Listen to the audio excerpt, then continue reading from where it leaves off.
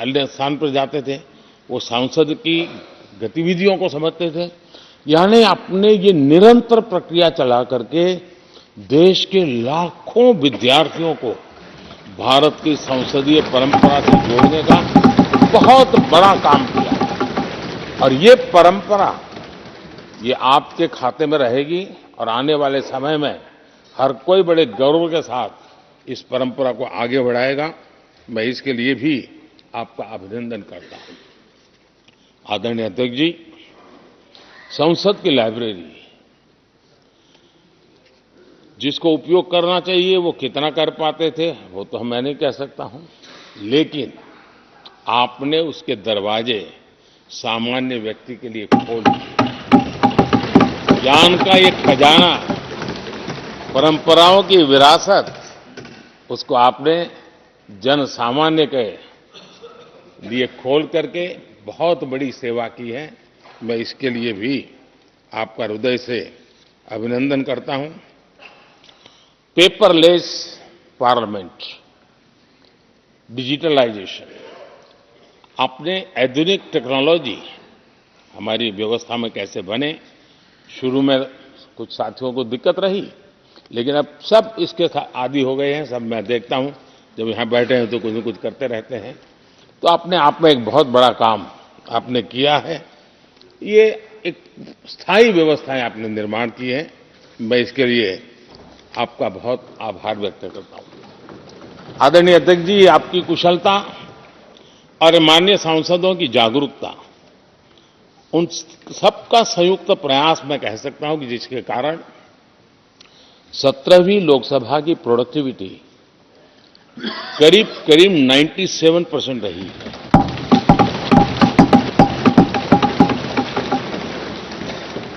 97% productivity अपने आप में प्रसन्नता का विषय है, लेकिन मुझे विश्वास है कि आज जब 17वीं लोकसभा की हम समाप्ति की तरफ बढ़ रहे हैं, तब एक संकल्प लेकर के 18वीं लोकसभा प्रारंभ होगी कि हम हमेशा 100% से ज्यादा प्रोडक्टिव वाली हमारी कार्यवाही करेंगे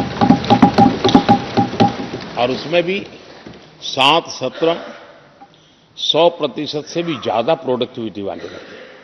ये भी, और मैंने देखा आपने रात रात बैठ करके भी हर सांसदों के मन की बात को आपने सरकार के ध्यान में लाने का भरपूर प्रयास किया। मैं इन सफलता के लिए सभी माननीय सांसदों का और सभी फ्लोर लीडर्स का भी हृदय से आभार और अभिनंदन व्यक्त करता हूं। पहले सत्र में, 17वीं लोकसभा के पहले सत्र में दोनों सदन ने 30 विधेयक पारित किए थे। ये अपने आप में रिकॉर्ड है।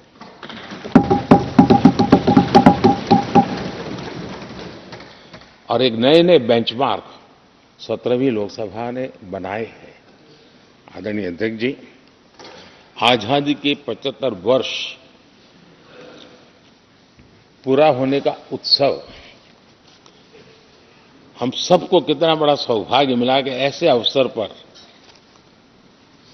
हमारे सदन ने अत्यंत महत्वपूर्ण कामों को नेतृत्व किया। हर स्थान पे हुआ। शायद ही कोई सांसद ऐसा होगा कि जिसने आजादी के 75 वर्ष को लोकोत्सव बनाने में अपने अपने क्षेत्र में भूमिका अदा न की हो। यानी सचमुच में आजादी के 75 वर्ष को देश ने जी भर करके उत्सव से बनाया और उसमें हमारे माननीय सांसदों की और इस सदन की बहुत बड़ी भूमिका रही है। हमारे संविधान लागू होने के 75 वर्ष, ये भी अवसर इसी समय इसी सदन को मिला है, इसी सभी माननीय सांसदों को मिला है। और संविधान की जो भी जिम्मेवारियां उसकी शुरुआत यहां से होती है और उनके साथ ये जुड़ना, ये अपने आप में बहुत बड़ी प्रेरक है। आदरणीय अध्यक्ष जी, इस कार्यकाल में बहुत ही रिफॉर्म्स हुए हैं और गेम चेंजर है। 21वीं सदी के भारत की मजबूत नींव उन सारी बातों में नजर आती है। एक बड़े बदलाव की तरफ तेज गति से देश आगे बढ़ा है और इसमें भी सदन के सभी साथियों ने बहुत ही उत्तम मार्गदर्शन किया है, अपनी हिस्सेदारी जताई है और देश, हम संतोष से कह सकते हैं कि हमारी अनेक पीढ़ियां जिन बातों का इंतजार करती थी, ऐसी बहुत से काम इस 17वीं लोकसभा के माध्यम से पूरे हुए।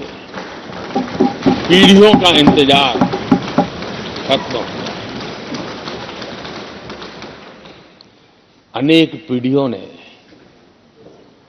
एक संविधान, इसके लिए सपना देखा था, लेकिन हर पल उस संविधान में एक दरार दिखाई देती थी, एक खाई नजर आती थी, एक रुकावट चुभती थी। लेकिन इसी सदन ने धारा 360 आर्टिकल 370 हटा करके संविधान के पूर्ण रूप को, उसके पूर्ण प्रकाश के साथ उसका प्रकटीकरण हुआ। और मैं मानता हूं, जब संविधान के 75 वर्ष हुए हैं, जिन जिन महापुरुषों ने संविधान को बनाया है, उनकी आत्मा जहां भी होगी, जरूर हमें आशीर्वाद देते होंगे, ये काम हमने पूरा किया।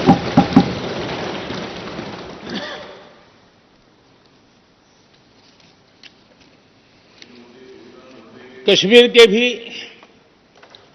जम्मू कश्मीर के लोगों को सामाजिक न्याय से वंचित रखा गया था। आज हमें संतोष है कि सामाजिक न्याय का जो हमारा कमिटमेंट है, वो हमारे जम्मू कश्मीर के भाई बहनों को भी पहुंचा करके हम आज एक संतोष की अनुभूति कर रहे हैं। आदरणीय अध्यक्ष जी, आतंकवाद नासूर बनके देश के सीने पर गोलियां चलाता रहता था। मां भारती की धरा आए दिन रक्त रंजित हो जाती थी। देश के अनेक वीर होनहार लोग आतंकवाद के कारण बलि चढ़ जाते थे। हमने आतंकवाद के विरुद्ध सख्त कानून बनाए, इसी सदन ने बनाए। मुझे पक्का विश्वास है कि उसके कारण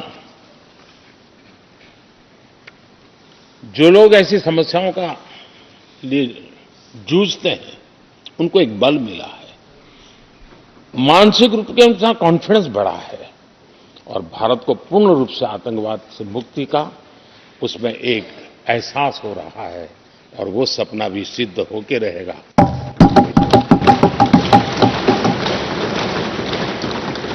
हम 75 साल तक अंग्रेजों की दी हुई दंड संहिता में जीते रहे हैं।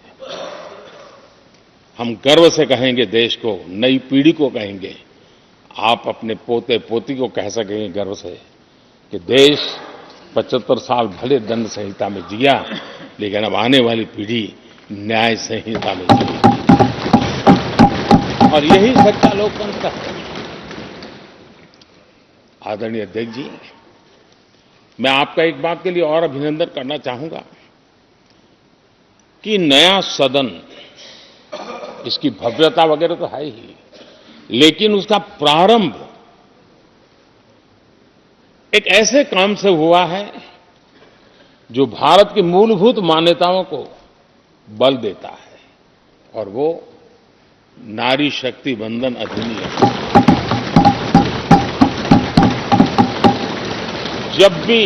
जब भी इस नए सदन की चर्चा होगी तो नारी शक्ति वंदन अधिनियम, इसका जिक्र होकर के, यानी एक, और भले ही वो छोटा सत्र था, लेकिन दूरगामी निर्णय करने वाला सत्र था। इस नए सदन की पवित्रता का एहसास उसी पल शुरू हो गया था, जो हम लोगों को एक नई शक्ति देने वाला है। और उसी का परिणाम है कि आने वाले समय में जब बहुत बड़ी मात्रा में यहाँ हमारी माताएं बहनें बैठी होगी, देश गौरव की अनुभूति है।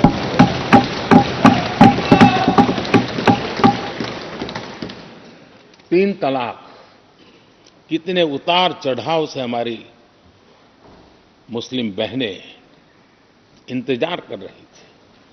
अदालतों ने उनके पक्ष में निर्णय किए थे, लेकिन वो हक उनको प्राप्त नहीं हो रहा था। मजबूरियों से गुजारा करना पड़ रहा था। कोई प्रकट रूप से कहे, कोई अप्रकट रूप से कहे, लेकिन 3 तलाक से मुक्ति का बहुत महत्वपूर्ण और नारी शक्ति के सम्मान का काम 17वीं लोकसभा ने किया है। सभी माननीय सांसद, उनके विचार कुछ भी रहे हो, उनका निर्णय कुछ भी रहा हो, लेकिन कभी न कभी तो कहेंगे कि हाँ, इन बेटियों को न्याय देने का काम भी करने के समय हम वहां मौजूद हैं। पीढ़ियों से होता यह न्याय हमने पूरा किया है और वो बहनें हमें आशीर्वाद दे रही हैं। आदरणीय अध्यक्ष जी, आने वाले 25 वर्ष हमारे देश के लिए बहुत महत्वपूर्ण है। राजनीति की गहमागहमी अपनी जगह पे है,